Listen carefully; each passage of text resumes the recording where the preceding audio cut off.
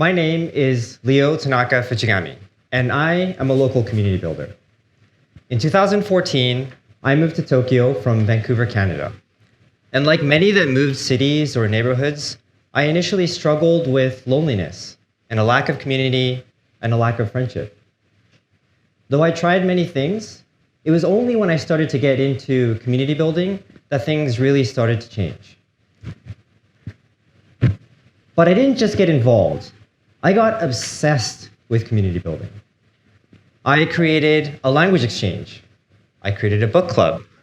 And with many others, I helped to make communities around park workouts and running and cooking and even dancing. And I don't dance. But this all changed in 2018 when I decided to quit my job and turn community building into my full-time job. So with one of my closest friends, I started a company offering community fitness services to some of the largest companies in the world, helping to build community around their products and services and build community around their offices and their locations, as you can see here. But most importantly, it resulted in me creating some of the most meaningful and deep friendships of my life, including helping me to meet my wife at this event that I organized. And so today, I'd like to talk to you about loneliness, friendship, and local community building. Loneliness. This is a hard topic to talk about because there's so much stigma and shame around it. After all, who wants to admit that they're lonely?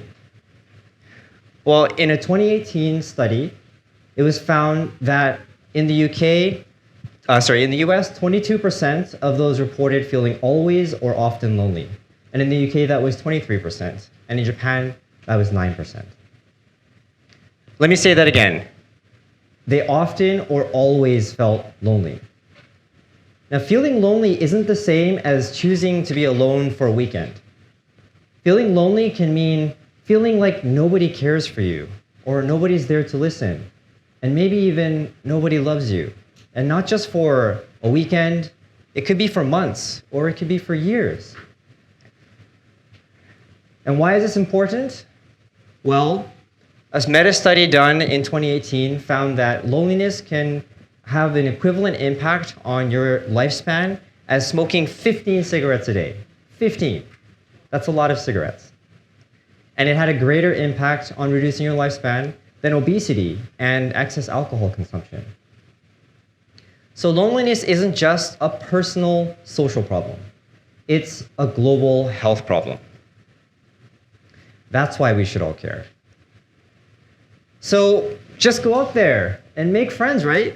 It's that easy. We've solved the problem. No, it's not easy. It's really hard. In a 2018 study conducted in a university in the US, it was found that it took 40 to 60 quality hours of time spent together to become casual friends. Further, it took 80 to 100 hours to become friends, and over 200 hours to become best friends. That's a lot of hours. Of course, there are maybe exceptions to this rule. You might have met someone magical and you had the same birthday and the same interest in music, and maybe that same hatred for those pistachios with the small cracks that you have to break your nails to open. Well, maybe we all hate those. And maybe we all love these, right? These are amazing. Pro tip, if you want to ruin someone's day passive-aggressively, give them a bag of these pistachios. Okay, but even those magical pistachio friendships, they require dozens, if not hundreds of hours of quality time to develop into meaningful friendships. So, how do you make friends? Well, there are many ways to make friends. But today I'm here to talk to you about the way I recommend you can approach making friends. Local community building. Now, there are many ways to create communities, but I'd like to share with you the 7 principles that I apply when I build local communities. Number 1, find a common interest. If there's something that you're thinking of doing with other people, there's a very good chance that other people are looking to do the same thing. This event here, this started with me bouldering alone. And over time, as it grew, and I ran it every Monday, it lasted for 3 years, and we had 20, sometimes 30 people bouldering together. I never thought when I started that there would be this much interest in this. Number 2, ensure a safe environment. I'm not just talking about physical safety, but psychological safety. For a shy beginner coming for the first time, even coming was a hard decision, and socializing in the group can be scary. So it's important to mitigate and reduce the perception of risk and failure. Now, how can you do this? There's a few ways. One is you can give clear and reassuring instructions about any activity you do. 2, you can partner new members with regular members so they feel comfortable. And 3, you can let everyone know that you're always there to support and everyone else is there to support. A good way to think about this when you're designing a community is, how would you design this for children? Number 3, form meaningful groups. In this language exchange event in the front, this table is having a conversation in Chinese, Japanese, and English, and the back table is doing a Spanish, French, English, and Japanese exchange. Now this activity, if it was just 2 people at a table, it wouldn't have the diversity to give it a dynamic and interesting feel. And if there were 10 people, there wouldn't be enough time for each person to speak and listen. So when you build a community, it's important to think of the meaningful group sizes to give each person the best experience. Number 4, create playful social challenges. A playful social challenge is an activity that requires teamwork to succeed, but doesn't result in shame and failure if there's failure. In this activity, I had partners pass this ball around as many times as I could in 60 seconds, but even the team that got the lowest score, they were laughing and smiling at the end. So this is a playful social activity. Number 5, alternate between active and relaxed. In my experience, the actual connections and bonding happens between the activities and after the activities, not during the activities. It's the late night pizzas after a hard project with coworkers and classmates, or the lunch break, or the random conversations that happen in periods of work. While doing a park workout, we were running through this area and saw these beautiful fall leaves and decided to just stop and play with the leaves for 10 minutes. And so you can see that the actual connection wasn't the running, it was the random break that we had in between. So when you create events, it's important to create breaks and allow people to connect in a relaxed way. And also invite people to hang out after the event. Number 6, schedule recurring events. As we all saw earlier, it takes a lot of time to develop friendships. So it's important to create events where people can come back over and over and over again to develop those friendships. And number 7, create shared stories. You know when I had a really good time at an event? It's when I can't wait to tell other people about that event.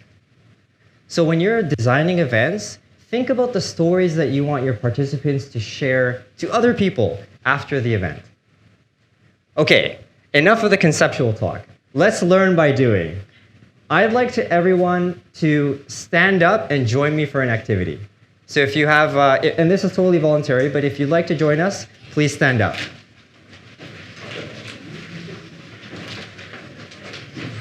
Okay, now that I have you, we are going to do squats together. I'm going to turn this into a fitness community. Okay, but not right yet. Let me show you first how we're going to do this. So it's going to involve 5 seconds down and then 1 second up. But let me give you first a few tips. Number 1, you can do a half squat or you can do a quarter squat. Either is fine, so you can choose. Also, don't look down, look ahead the whole time, like this. Okay, so let's do one together, and follow along with me. But one more thing, I'm gonna move my arms in different ways, and you are gonna copy my arm movements. So not just the legs, but your arms as well.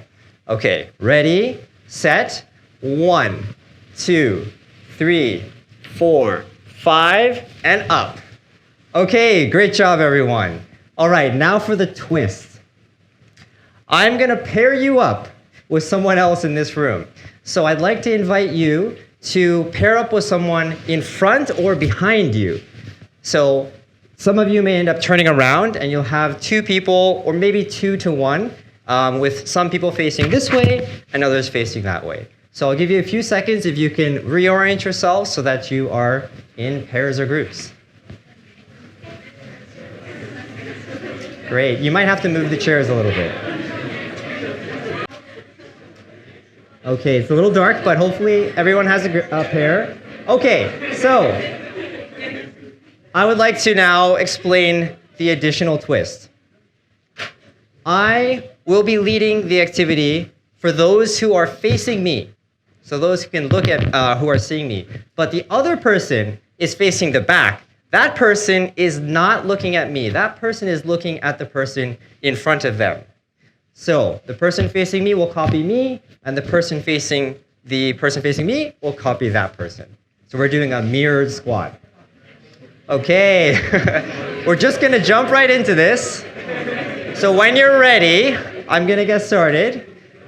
Ready, set, and 1, 2, 3, 4, 5, and up. Okay, next one. 1, 2, 3, 4, 5, and up. All right, 1, 2, 3, 4, 5, and up. One more. 1, 2, 3, 4, 5. Hold it. No, hold it. Stay. Hold it. And up. Okay. Great job, everyone. I love those cries of joy. Okay, before you sit down, please introduce yourselves and share with your partner how much did you love squats from 1 to 10. Okay, I'm going to give you 20 seconds. By the way, my answer is 10.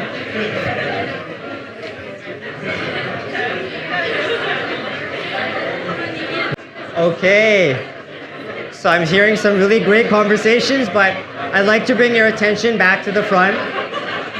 So when you're done, please sit down and then face forward again, and I'll bring us up to the next step. Okay, thank you very much. All right, so I think I see everyone seated. All right, congratulations, everyone. You are now part of the Sophia University Squat Friends community, also known as SSFC. By the way, who said they love squats? 9 or 10 out of 10? Anyone else? Oh, thank you for raising your hand. You have now volunteered to be the leaders of this community.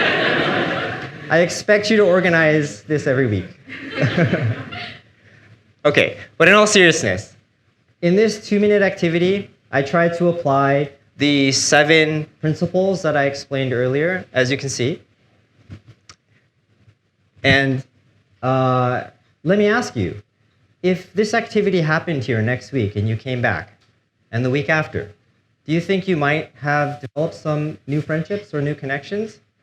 What if this happened near your home, or in your office, or in your school? That's the power of local community building.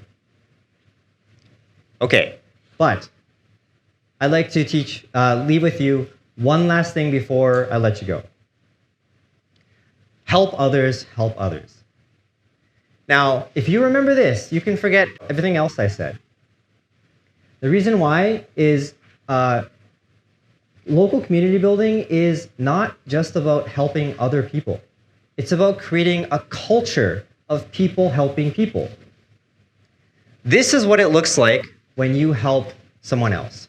You've created a direct relationship with them, but you haven't helped them create relationships with anyone else. Now, this is what it looks like when you help someone else. This isn't just a 1 + 1 = 2 type situation. This is something that lets you scale the effort in a way that you could never do on your own. And if you do that enough, you create a culture of people helping people. And eventually your community will look like this. That's a beautiful community. Helping others help others means finding out how they want to help and then asking them and saying, I'm curious about that. I trust you. I respect you. And I want to help you do those things that you want to do. By listening to this speech, you probably developed a small connection with me because I helped you with some hopefully useful information. But through the Partner Squad, I helped half of you help the other half and helped you create an independent connection of your own. By having the mindset of helping others help others, you will naturally do the 7 principles anyways.